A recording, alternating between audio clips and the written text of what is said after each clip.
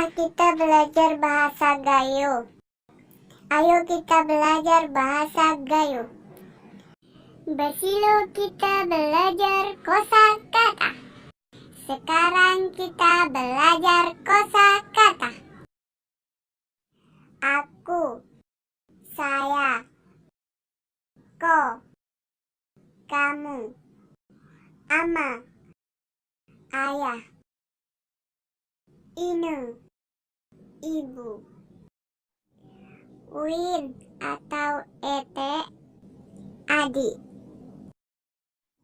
abang atau aka, kakak, wawa, ibi, bibi, ujang, om, makyu, bunda, pun, paman, saudara, saudara, pong, teman, dia, kam, kalian, pakia, mereka,